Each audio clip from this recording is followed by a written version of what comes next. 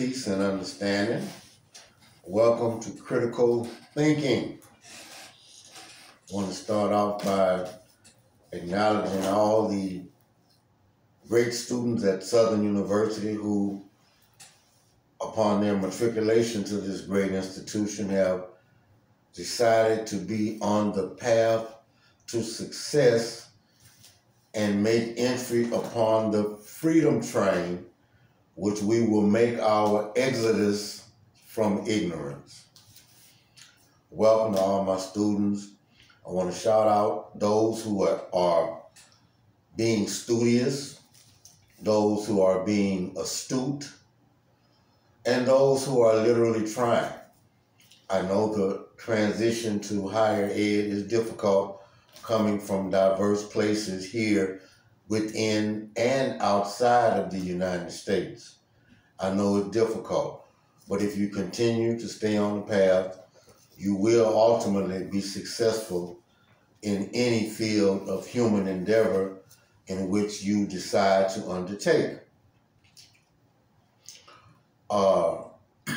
We are preparing ourselves for an upcoming test Tuesday and Wednesday of this week. I wanted to go back and just touch a few things.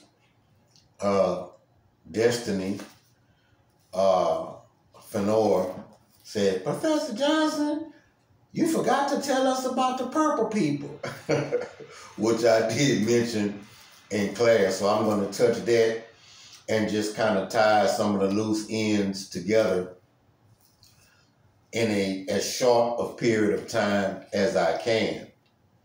Now, again, hopefully everybody has access to the text, whether it's through Brightwave or if you physically have a history of world societies. As I mentioned, alluded to earlier, we are discussing complex societies, and we will be having a test on the following information. Chapter 1, which consists of Paleolithic, Neolithic era, hominids, hunter-gatherers, foragers, shamans, Homo erectus, Homo habilis, Homo sapiens, and that whole area of concentration. Chapter 2 addresses more of a development of complex societies and population explosion, if you will, and man's desiring or striving to, with these populations explosions, moving from the state of nature into a state of law and order. And I addressed a number of societies: the Phoenicians, the ancient Hebrews, the Persians, the Mesopotamians, the Sumerians, and lastly, the Egyptians or the Kemites.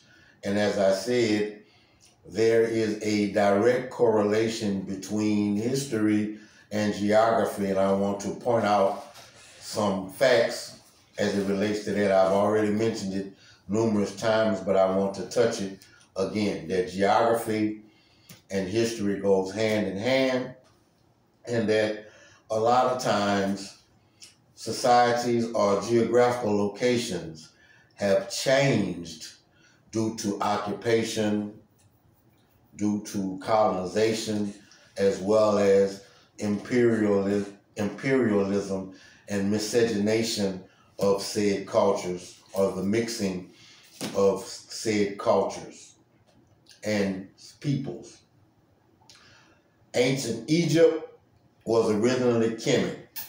Kemet means land of the blacks, although, as I alluded to earlier, some historians who classify themselves as white have said that Kemet means black soil or black land, but we know that Sheikh Anta Diop and Theophile Benga, who are some renowned historians, brought together that Kemet alludes to black people. Okay, so we have Kemet, Egypt, you have Ethiopia, which was Kush, you have Sudan, which was Nubia, the land of the gold, you have Phoenicia, which is modern day Lebanon, and you have Mesopotamia, which is modern-day Iraq, and you have Persia, which is modern-day Iran. All these places tie together with a historical chronologue, and they have histories. So, but as Destiny asked about, who are the purple people and exactly what were their contributions? So, the ancient Phoenicians, according to the text, were a set of people. They were an Indo-European language group, but they were skilled in bronze and iron making. So we're talking about an overlapping of the Bronze Age, which ended in 1100 BCE, and the Iron Age, which started in 1200 BCE. And the Phoenicians were skilled in this smelting process. And they were also traders of ivory and gold. Ivory and gold. And they also were highly advanced with the process of operating vineyards. Vineyards being where grapes are grown. You can create wine from that process. But they were called the purple people because they had an adaptation to taking of the wine and using the purple coloring to create a form of dye that they would make these marvelous and beautiful purple textiles. So thus the Greeks and Romans, who are notorious for adapting, notorious for plagiarism, notorious for naming people, which still sticks to this very day, oddly enough. Some of the names from the Greco-Roman world are still in use as they were utilized by the ancient Greeks as they adopted or tried to make something synonymous in their culture as it related to another culture that they may have encountered. We talked about, I want to mention ancient Persia. You have King Cyrus the Great, who was a leader there. You have King Darius, who called himself the King of Kings, and you also have King Xerxes. Any of you who are familiar with the movie 300, you have the Persian Empire. Now, oftentimes these empires are not the same geographical location as the particular country. The Persian Empire is bigger than the country, or was bigger than the country of Persia was. But those are three of the more renowned kings: King Cyrus, King Darius, and King Xerxes. And within the society of ancient Persia, you had a religion called Zoroastrianism. And it was the central character in this was Zoroaster. He was the prophet. This was around 500 BCE. And Zoroastrianism was a monotheistic cousin to the Abrahamic faiths. But the deity or name of God is Ahura Mazda, which was a singular being, and they believed in man having free will, and that he was given free will, but he has through his free will, the objective to choose to be good or evil and live his life out according to that, and will be judged by his deeds.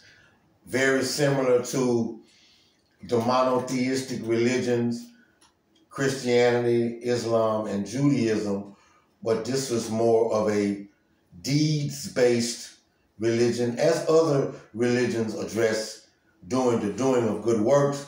However, we know that in Christianity, those who subscribe to that belief believe in the belief of the Messiah, the Anointed One, who through faith an individual has the ability to be saved, by the uttering of a phrase or the acceptance of Christ as Messiah, believing that he was crucified on Calvary for the atonement of sins. So you have all that considered as monotheistic. However, Christianity believes in the triune Godhead, a three-in-one deity, where other religions consider themselves monotheistic but don't attribute any partners or co-equals with the supreme or divine God. So with that being said, that is the essence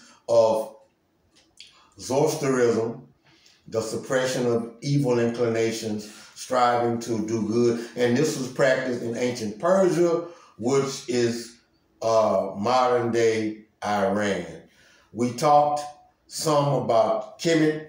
I mentioned Isis, Horus, and Heru, which those were names attributed, given by the Greeks. And you have Aset, which is Isis, Asar, which is Osiris, and Heru, which is Horus. And Isis was Horus's wife, as the allegory or metaphor explains itself. And if you Google Isis and Horus, you will see depictions of Isis and make reference being made to the Immaculate Conception or the virgin birth of Heru through Isis, through the spirit of Osiris, or the spirit of God, and Horus being subsequently born on December 25th, being called the way, the truth, and the light, being called the Lamb of God, the Anointed One, etc., etc., Son of Man, and all those titles that were attributed to Jesus of Nazareth as well. But in addition to those things, there are a plethora of similarities that overlap with Jesus and Horus, but the chronologue differs from the timeline, where you have a 5,000 year to 6,000 year history of the Aset, Asar, and Heru, so-called Kemetic Holy Trinity, and the 2,000 year history of Mary and the Jesus of Nazareth, or Jesus, the son of Mary and Joseph. In addition to that whole paradigm, you had, as I alluded to and attempted to elucidate upon, was the Kemites being one of the first societies to actually have a concept of heaven or hell or afterlife or the judgment of a soul based on the principles of Ma'at, based on the principles of justice, equality, balance, reciprocity. And they believed that these things could be observed in nature.